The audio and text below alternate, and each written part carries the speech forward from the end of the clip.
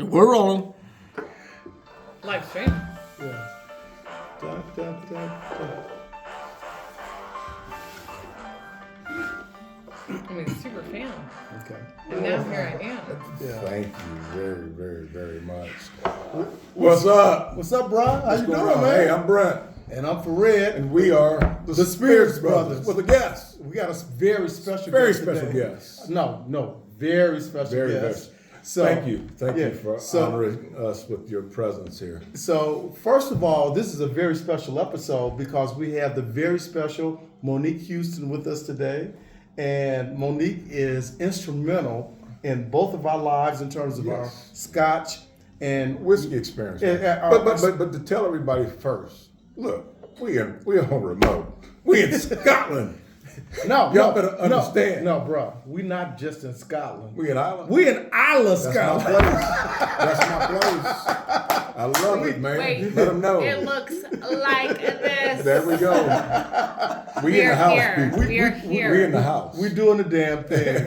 But yeah, we are in Scotland, and Monique and one or two other people have been instrumental in planning and organizing this remarkable Scotch experience for us. And It's the Dell Group, and you Yeah, guys yeah. have always made it this way. And we got lucky enough to be able to experience this trip with you guys, and we appreciate it greatly. And so before we get started, I just want to say thank you for that because, and not only just for this, but for really everything that you've done in terms of bringing us along. But I ain't gonna kiss too much. So I would like, Monique, for you to tell our subscribers and those that are interested a little bit about your relationship to the whiskey world and specifically to Scotch whiskey. And then if you could tell folks a little bit about how the planning for this particular trip came about. I am first and foremost. It is Brent's birthday. Cheers to that. Cheers to that. Cheers to Right. that. That is like I don't know when this is going to air, but it is actually Brent's birthday It's today, and actually we're my on birthday Isla, today. and Yes. it's still daylight, and it's Yes. hours behind in Omaha and everywhere else in the world where people are watching. And I feel really, really blessed to be here with you on your birthday week. you. Not just your birthday day. Yeah, Your birthday week. We've been doing Your birthday month. We've been getting It's it a, in. it's a whole thing. It's been a whole day. We've been getting it in. I feels like now it's more than half my life is whiskey. And a lot of it comes from my association with Omaha and the Dundee Dell and the people that I've grown to know and love. And a lot of that I think was just coming from a market where people nurtured a person being interested in Scotch whiskey and said, yes, you can. Like, you're into that, then go study it. Go to these distilleries, go study these things and bring these experiences back to us. So as far back as I've been associated with the Dell, it's just been this very like open concept. Like anybody's up for it, So this year's tour that we are all on right now together, it's a 25th anniversary tour from the Dundee Dell. It's a 25th anniversary tour with Bill and BJ and those guys. And so there's some 80-year-old folks and there's some 25-year-old folks on this trip. Yeah. And what an amazing thing that something like Scotch whiskey, it's just a beverage. It's just a to bring us all together. Can bring all of us together. Yeah. And we have had so much fun and we've just crossed so many spaces and everything else. It's been really, really beautiful. I'm really blessed.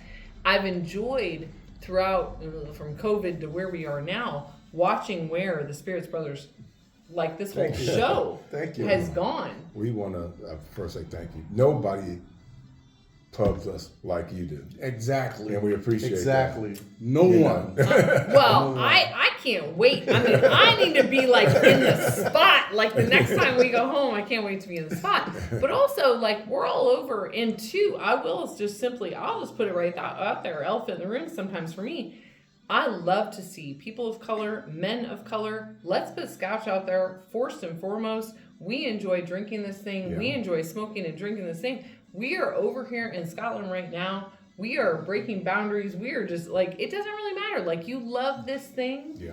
Let's all have a conversation. Like, why do we love it? Why are we here?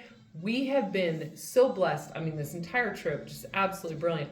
we had some good tours today. We did. Through Lagavulin and Bunnahabhain, Yes. where we got spoiled did. because it was We did. Brent's birthday. Yeah. But the whole trip has just been like It's been phenomenal. Bomb. The whole It's been trip, phenomenal. so good. it's been phenomenal, Yeah. and but to have Brent's birthday occur on the day where we experienced Lagavulin and Bunnahabhain, where we had exceptional presentations from Ian and from Katie. Yes.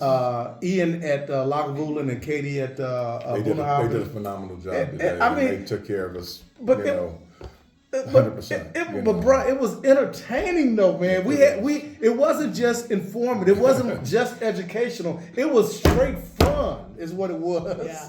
You got something dripping. Oh, is no. there's some 25-year-old scotch dripping off You your got some head? 25-year-old. I see a run right there. I got man. baptized today by a 4'11" guy at Lagavulin.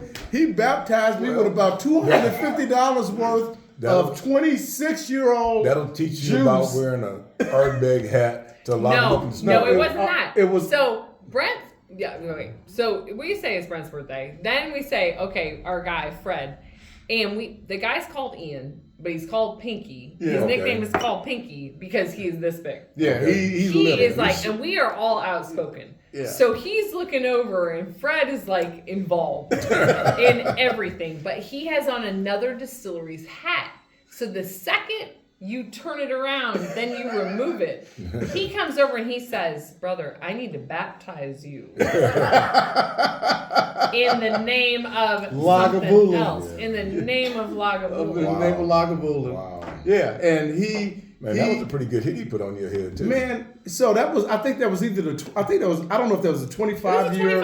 It was That was a 25 25 year. right? So he spilled roughly the equivalent of Well, he had two handfuls. he had two he had hands. two handfuls. Two hands, roughly the pour of a 2-ounce dram.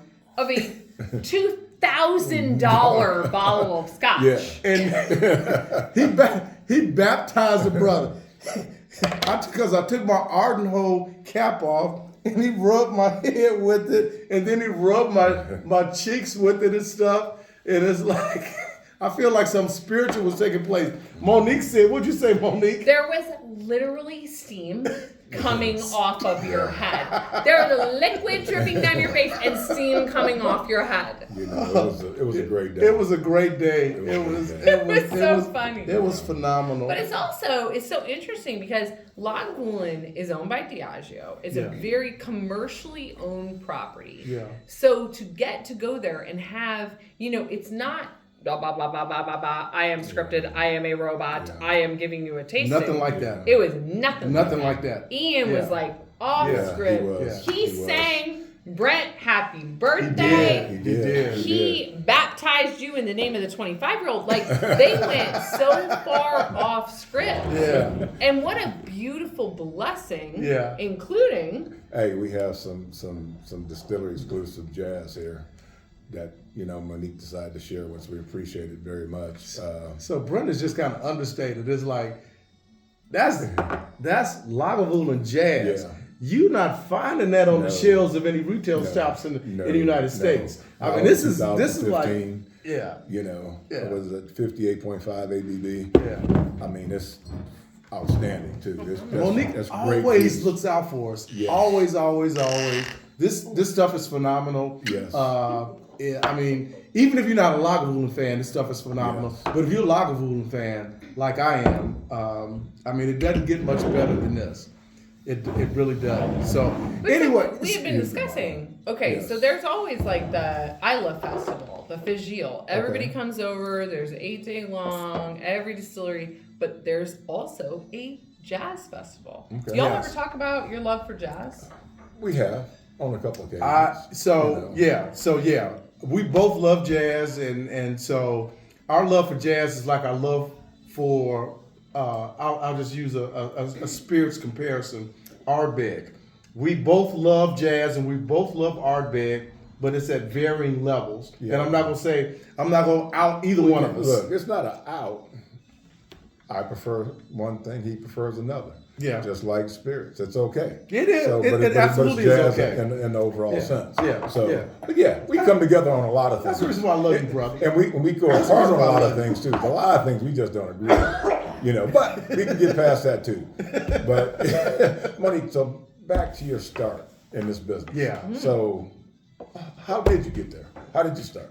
After the Dundee Dell. She bartended at the Dundee Dell. I bartended at the Dundee Yeah, Dell. okay. Actually, when I started at the Dundee Dell, I was waiting tables, and women were not allowed to bartend. Oh, Really? Actually, the ownership said women wait tables, men bartend. wow. Wow. And I was like, of course, you can imagine. Yeah, I can only you imagine. You two know me Yeah. well enough that I was like, Yeah. that seems right. So at some point in time, I think I said, let me bartend with the guys on a Friday night, and let's see if we make more money. Okay. Like, and I'm not like, it is what it was. Let's talk about service level and like intentionality and like what people were drinking. And then it turned out, you have like a lady also bartending, you make more money and the service level and everything else. So it really kind of changed the scope and the scale of what the bar did and what the bar provided. But I will say this group, and we're traveling with a lot of them, my icons right now, I didn't know there was like a whiskey industry. I didn't know that there was, you could go to tastings and people would educate you about things and like, who are the people that educate you? How do they know about things? I didn't know. I mean, how is that someone's job? I'm still kind of blown away that it's someone's job and that sometimes it is my job. Yeah. It's really, really strange. That's how I first met you. Of course. On a tasting. Of course. Yeah. And so I run an import company, distribution company, everything kind of back of the house. And it's, but it is a larger question. Who decides what comes in the United States? How does it come to the United States? What states does it go into? How do we discuss it? Yeah. How do we educate about it? How are we excited about it? Because I will tell you, I'm gone for 10 days on this trip with y'all. I will come home to 3 new scotches, 10 new gins, 5 new RTDs. I mean, on my desk. Oh, we want to be in the United States. Blah, blah, blah. This is such an important market. I get that. But not everything's going to work. Yeah. And so a huge part of my job is just kind of, being in the industry and advising and, kind of sitting back and like, even as we're all having dinner and we're visiting distilleries and we're having these experiences, like, what do people really like and why? Okay. So I want to know from the two of you. So Isla, you guys know this. I mean, I wear the island around my neck every day. I got engaged here. I love this island. I feel like people need a sense of place. So like now, I mean, were you always Ardbeg fans? Were you always Lagavulin fans? Were you always Bunnahabhain fans? No. What has this trip done for you visiting these places? So before we answer that, I just want people to have an appreciation for Monique and Scottish single malt Scotch distilleries. I mean, how many times or how many different distilleries have you visited as a part of your professional life? Doing what it is you do. Oh, like 100. Like, not all the new ones, but like all the old ones. All the old ones. Oh, yeah. So, I mean, Like put a 100. number to it. Yeah. Okay. 100. So, I mean, the likelihood of running into someone who is not certainly Scottish and even, I guess European, who's been to Scotland, to distilleries more than Monique, the likelihood of that is probably less than 1 or 2%. Sure. Yeah. Worldwide. So Monique knows her stuff. She does. So anyway, Brent, talking. But the experience is one of them things, as you know, is a journey. Yeah. That's what I like to call it. And the journey starts wherever it starts for you. And it happened to start with Dan. Glenmo Dan did our very first tasting at a cigar bar. Mm-hmm. Go figure, huh? And, and we were introduced to Isla Scotch. And I couldn't figure out for the life of me why anybody would ever drink that stuff. And we are here. Yeah. And, So and to circle back around, 14, 15 years later, I have way more Isla in my place than I have anything else. He does. I'm a huge Isla does. fan. I'm a huge peathead. And Ardbeg is, I hate to say, it's probably one of my favorite distilleries. Yeah. Followed by Lagavulin. So You know. obviously we do the Spears Brothers, and obviously I have a sense of what your palate is for Scotch. Yeah. And there's really not much question that your favorite producer is Ardbeg. He loves Ardbeg, and I understand why. I'm not being critical at all. I mean, he's brought, Brent has done a great job of bringing me along, because in response to your question in terms of not so much this particular trip, but what our journey has been. And Brent is right. It started at Jakes and Benson with Glen Modan. Yeah. And it was an Isla tasting. We had like 6 or 7 different peated whiskeys. And I remember leaving that particular tasting thinking to myself, it's only 1, maybe 2 that I kind of like. And most of the rest of them I wouldn't spend. If somebody gave them to me, I wouldn't drink. And there were Lagavulins, Lefroy's, Ardbegs. There was a Talisker there. It was a too. Talisker. I think it was a Kalila. Yeah. And so Dan had a great spread for us. And he did a great job. He did a great job. He was a great ambassador for what it was he was doing.